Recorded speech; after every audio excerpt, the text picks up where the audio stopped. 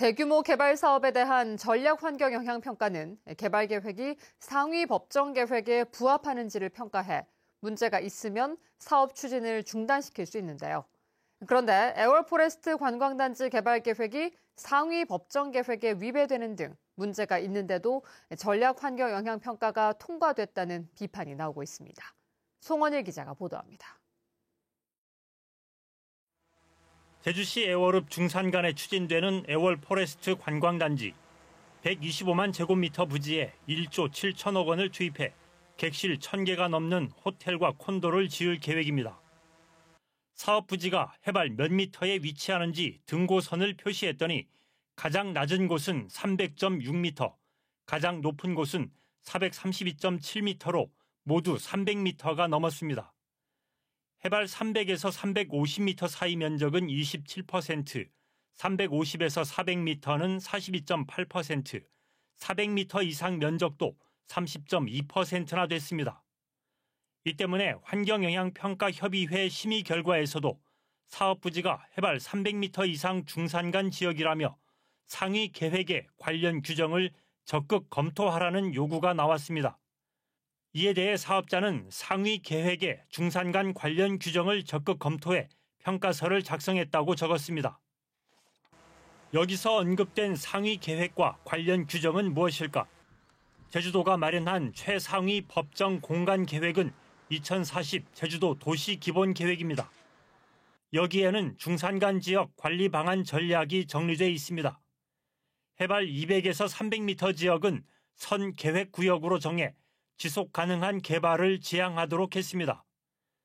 해발 300m 이상은 보전 강화구역으로 설정하고 국제적 기준에 따라 체계적으로 관리하도록 해 사실상 개발을 제한했습니다. 이 때문에 환경단체에서는 명백한 상위 계획 위반인데도 심의를 통과했다며 비판하고 있습니다. 제주도가 좀 객관적이고 투명한 기준을 갖고 검토를 해야 되고 그래서 이제 상위 계획에 대한 부합성을 검토를 해야 되는데 이 부분에 대한 이제 검토를 제대로 못 하다 보니까 결국 이제 사업자에 대한 특혜 의혹으로 이제 이렇게 확산되는 게 아닌가. 제주도는 이에 대해 현재는 사전 검토 단계이며 앞으로 진행될 개발 사업 시행 승인 과정에서 상위 계획에 부합하는지 여부를 확인하는 절차가 남아 있다고 밝혔습니다. 그러나 전략 환경 영향 평가 제도가 초기 단계에서 계획의 적정성 등을 평가해 사업 추진 여부를 결정하는 중요한 절차인데도 제주도가 형식적인 통과 의례로 여기고 있다는 비판이 나옵니다. 애월포레스트 관광단지 전략 환경 영향 평가가 절차와 내용 모두 중대한 결함이 있다는 비판이 이어지고 있지만 제주도의 심의 절차를 무사히 통과하면서 사업자에 대한 특혜 논란은 더욱 커질 전망입니다. MBC 뉴스 송원일입니다. 제주환경운동연합은 보도자료를 내고 한화그룹이 추진하는 애월포레스트 관광단지 전략 환경 영향 평가가 처음부터 끝까지 엉터리였다고 비판했습니다.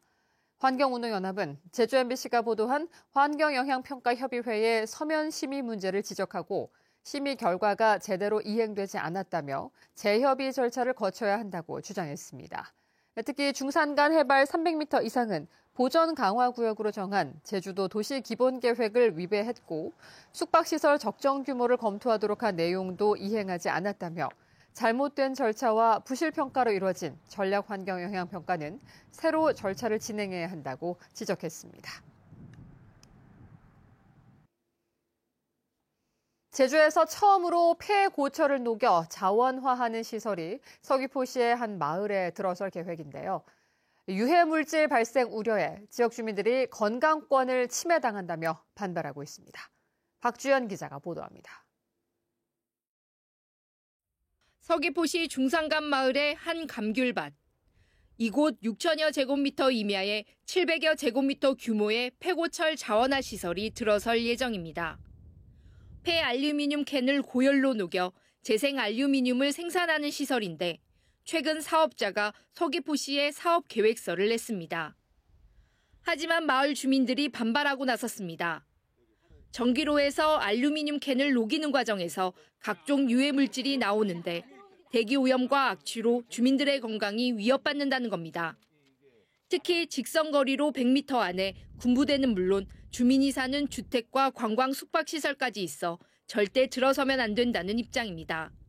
공장에서 발생하는 발암물질과 이 악취 문제로 이 주민들이 상당히 건강권이 훼손될 것 같아요. 분진 문제로 화재 위험성도 있고 이게 대기 오염도 될 수 있거든요. 주민들이 상당히 불안해하고 있습니다. 폐고철 자원화 시설이 제주에서 추진되는 건 이번이 처음입니다. 제주에서 나오는 알루미늄 캔은 연간 166톤으로 플라스틱의 4%에 불과해 압축 후 다른 지역 제철소 등에 파는데 전혀 문제가 없기 때문입니다. 환경단체는 고열로 폐알루미늄을 녹이면 탄소도 많이 배출돼 오영훈 도정의 탄소 중립 정책과도 어긋난다고 지적합니다. 제주도에서 나오는 양 자체가 적기 때문에 특별한 사업성을 갖추기는 어려울 것 같고요. 탄소 배출이라던가 이런 부분에 문제가 생길 수 있고 또 일정 부분에 어쨌든 오염물질도 배출될 수밖에 없어서. 사업자는 주민들이 우려하는 먼지와 악취 부분에 대한 시설을 설치할 것이고 사업성을 담보하기 위해 소규모로 추진할 방침이라고 밝혔습니다.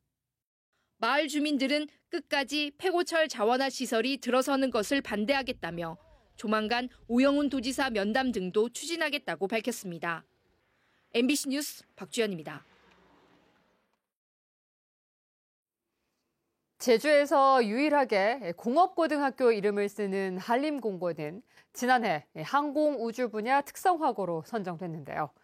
학과를 바꾸고 기업 고문을 개방형 교장으로 임용하는 등 항공우주 분야 인재를 키우기 위해 다양한 시도를 하고 있습니다. 달라진 학교 교육 현장을 이따금 기자가 다녀왔습니다. 교실이 아닌 학교 뒷뜰에 나온 학생들. 동그란 원판이 달린 긴 막대를 들고 이리저리 옮겨 다닙니다. 다른 한쪽에서는 드론을 띄워 선생님의 설명을 듣습니다. 오늘 이거 이제 드론으로 사진 다 찍어가지고 가지고 오면은 안에 들어가가지고 매핑하는 것도 이따가 보여줄게요. 알겠습니다. 인공위성과 드론을 활용해 지도를 만들어보는 건데 지난해 항공우주 분야 특성화고로 선정된 한림공업고등학교의 수업 장면입니다. 특성화고로 선정된 한림공고에는 5년 동안 항공우주기술 인재 육성을 위해 135억 원이 투입됩니다. 올해 신입생들은 공통 과목인 항공우주와 스마트 기술, 항공기 일반 수업 등 항공우주 관련 수업을 집중적으로 받게 됩니다. 일단 저는 우주선이나 다른 인공위성에 들어갈 전자 그런 거를 좀 공부하고 싶고요. 일단 저는 취업을 우선적으로 하고 싶지만 만약에 취업이 안 됐을 경우에 대학 진학을 선택할 것 같습니다.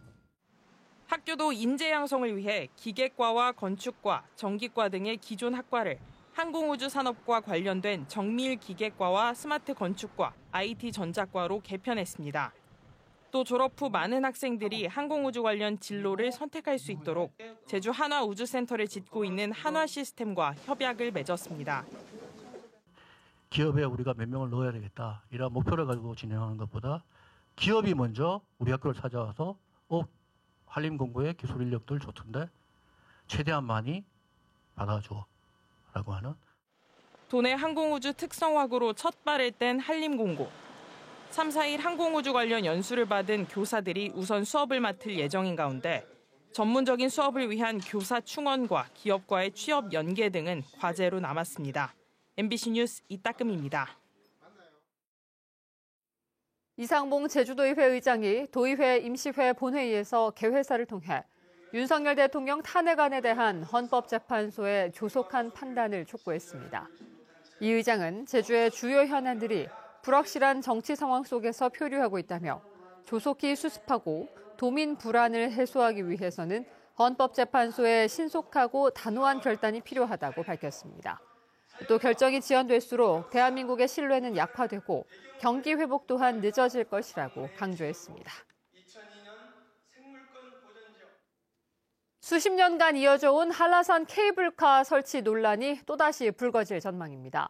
제주도의회에 따르면 국민의힘 강상수 도의원이 입법 연구를 위해 도민 500명을 대상으로 한라산 케이블카 찬반 여부와 설치 구역 등에 대한 인식 조사를 오는 7월쯤 실시할 계획입니다. 이번 조사는 국내 관광객이 감소하는 상황에서 새로운 관광 자원으로 케이블카의 필요성을 검토하기 위한 것인데 후속 용역 추진의 기초 자료로 활용할 예정입니다. 한편 지난 도의회 도정 질문에서 강상수 도의원이 케이블카 필요성을 제기했지만 당시 오영훈 지사는 부정적 견해를 밝혔습니다. 시행 5년 차를 맞은 한라산 탐방 예약제가 개편됩니다. 제주도는 한라산 국립공원의 체계적인 보존과 탐방객 만족도를 높이기 위해 탐방 예약제 개선 방안을 마련하고 다음 달 7일 정책 토론회를 열어 도민 의견을 수렴한 뒤 다음 달 중순 시행할 계획입니다. 현재 한라산 탐방 예약제는 성판악은 하루 1,000명, 관음산은 하루 500명의 사전 신청을 받아 등반을 허용하고 있습니다. 횡단보도를 건너던 80대 여성이 차에 치여 숨졌습니다. 오늘 오전 11시 40분쯤 서귀포시 회수동 회전교차로 횡단보도에서 80대 여성이 승합차에 치여 병원으로 옮겨졌지만 숨졌습니다. 경찰은 승합차 운전자인 60대 남성을 교통사고 처리 특례법 위반 치사 혐의로 입건해 정확한 사고 경위를 조사하고 있습니다. 오늘 오후 3시쯤 서귀포시 서홍동의 한 감귤 선과장에서 불이 나 50분 만에 진화됐습니다. 이 불로 인명피해는 없었지만 비닐하우스 창고 100제곱미터와 감귤을 실어 나르는 보관함 1000여 개가 불에 탔습니다. 소방당국은 선과장 주인 등을 상대로 재산 피해 규모와 화재 원인을 조사하고 있습니다. 술에 취해 병원에서 난동을 부린 남성이 구속됐습니다. 서귀포경찰서는 지난 14일 저녁 8시쯤 서귀포 시내 한 개인 병원에서 술에 취해 욕설을 하며 난동을 부린 60대 남성을 업무방해 혐의로 구속해 검찰에 넘겼습니다. 뉴스데스크 제주였습니다. 고맙습니다.